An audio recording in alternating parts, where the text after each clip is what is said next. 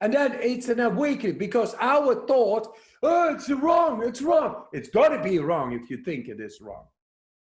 But if you take it on playful, and that's what I do, right, then there is no thought. I make it ridiculous, this hostile force, this so negative, overwhelming, cold, primordially getting to us, that it is dangerous and all. I make it a laughing joke, and then you see everybody having fun. That's only in the night when they came to me after fatiguing travel from wherever they come. From Hawaii to Australia, to New Zealand, to Japan, to Russia, they all come there. And it's fatiguing traveling. They feel renewed and they sleep like babies. That is the night number one. And in the morning, they are excited. But they also like, oh, what happened? I don't know. Maybe I cannot believe what happened. Then I, boom, into the breathing. And then you hear the biggest yelling of releasing trauma. And I go to the ancestors and everything. Because I know how to open up the closed up proteins because of traumatic What do you mean that you go to the ancestors? What do you mean by that? That is anything that is genetically encrypted in our gene expressions and closed up is because of a genetical past.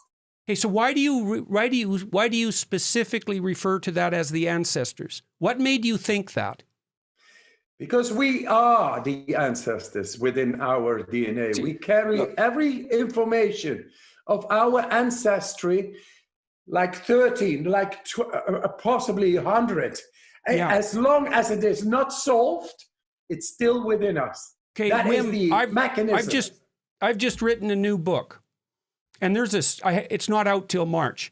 There's a section in there, there's an old mythological idea that the hero has to rescue his sleeping father from the abyss, from a terrible monster.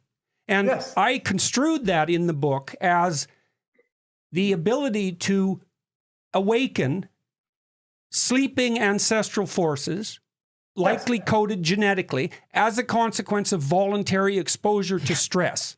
Yes. There we come together, Jordan.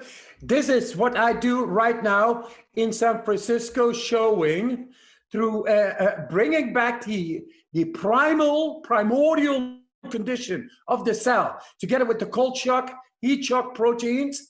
What happens when you do it practically? That, yes. Yes. You do this. If you go regularly in the cold, then the activation of those cold shock proteins, they're also heat shock, because it's the same thing. It's through the hypothalamus, and it works. Boom. Right? We get connection, and then suddenly you bring a protective shield around the cell. What happens inside? The war is over, guys. We can go into repair. And then you neurosignaling. We talked about neurosignaling. I was able to bring cold water on the skin temperature not going down. That is. And how long can you do that for? How long can you maintain it? As long as it takes. As long as it takes.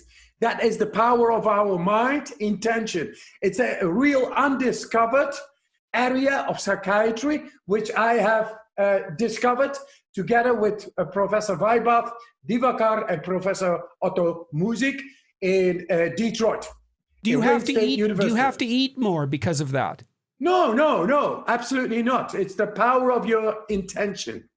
Your intention is able, this is a general universal principle of our mind, only not awakened. It was not discovered. The first time somebody ran the 4 miles in a certain incredible time, year later, 20 could do it.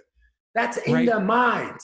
So what we find is if we expose it to people, then they change their paradigm.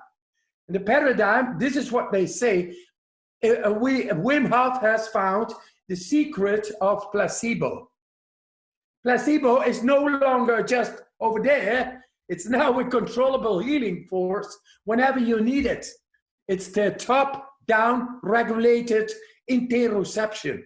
It's within our will. That's the new science.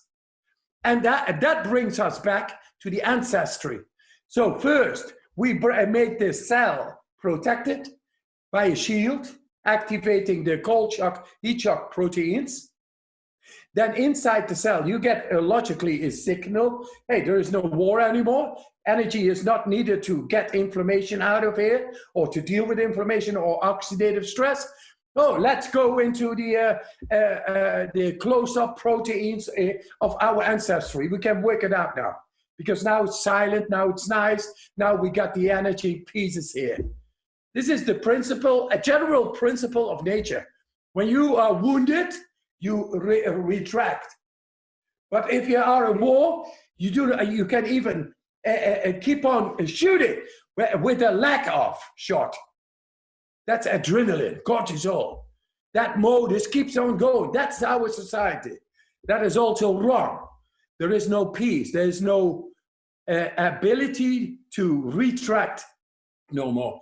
Work needs to be done daily. How do you say whatever. Work needs to be done all the time. Production. So your people in Poland, the first day you have them go outside in the cold for a long period of time with no shoes on, for example, and they wake up the next day and you introduce them to the breathing. If someone's doing this at home, like if I wanted to start this tomorrow, I'd get up and have a cold shower, and I would do that voluntarily as facing the stress. Okay, and then how would I do the breathing? Would I do that after the shower? Would I do that in the afternoon? When would I do that? You do it whenever you are completely rested, like relaxed. Because the breathing will open up your physiology deeply. If you go into deep stress while being kind of okay, that is the breathing. The breathing exercises is a workout because the vascular system is more activated than somebody who's running. You see, lately I did a research with paralyzed people. Amazing. I can't do it when I'm relaxed because I'm never relaxed. Oh, but you can. You can. Maybe at night. You will directly intervene into the neurological anxiety going on. Whatever is on the loose, you will be able to create a extra altered current within electrical current, the nervous system, I mean. So does it not matter when I do it then? Like I could do it? No, it does not matter. I mean, I was able to do it with you. Empty stomach. If you need me, I'm there anytime. You can call me. We have a Zoom and we do it. But you don't need me. I like to talk with you because you got a great experience in words and contemplation and a lot of expertise. And I think we coincide a lot, like just now, about the stress, the ancestry, and that took me like 15 years to figure out because I've read all these stories. They're ancient stories that first, the core element of the hero's journey, which is the proper journey through life, is voluntary confrontation with what is unknown and terrifying. That's the human way. And one of the consequences of that is the rescuing of the dead father or the hurt father or the sleeping father. It's a fundamental element of Egyptian mythology, for example, ancient Egyptian mythology. And it's part of the idea of the dying and resurrecting God. It's entangled up in that as well. And it wasn't until recently that I figured out that the consequence of voluntarily facing stress is the awakening of abilities within you that are part of our ancestral heritage. And so that is how you become a living avatar of the great heroes of the past. But it never occurred to me that you could find high stressors of a say physical type so close at hand. I never really put that together. The idea that cold stress, for example, would be sufficient to start that process. What about heat stress? I found saunas were actually useful for me. Fasting. What about fasting? Yeah, not starving. But all those work great. Fasting is hormesis. Heat stress is hormesis.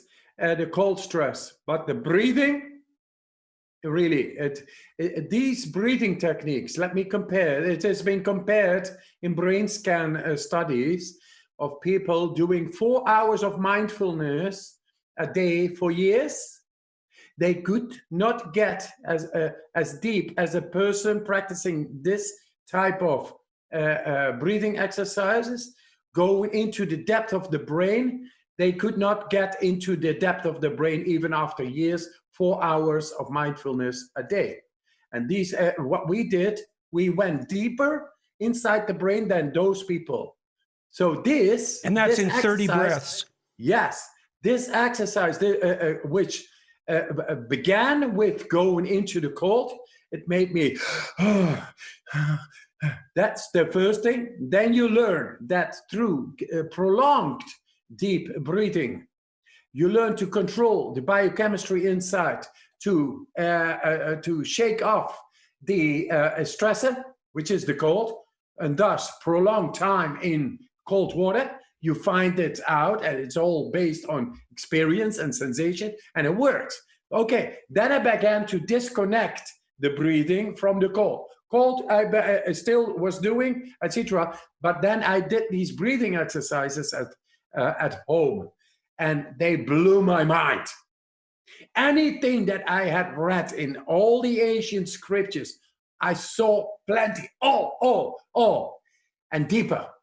And now I found that these breathing exercises are able to go where our paradigm of medical science thought of is impossible. And I'm showing this. Now, yeah, well, I know you are practicing conscious control over a semi-unconscious function when you're exerting control over your breathing. And breathing is strange because it does occur unconsciously, but we can also modify it consciously. So it's right at the, what would you say, the border between consciousness and unconsciousness. Ah, interesting. Yeah, it's a good point. It's a good point of view. See,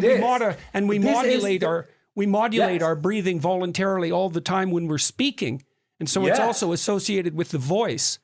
Amazing. Yes, that is so. And then we saw in the brain scans in Germany, in Hanover, one of the best 2 brain scans of the world, doing this breathing.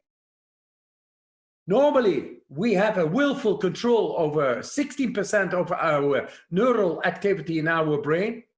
And now they saw 100% neural activation within the brain, done consciously because we were doing the breathing exercises.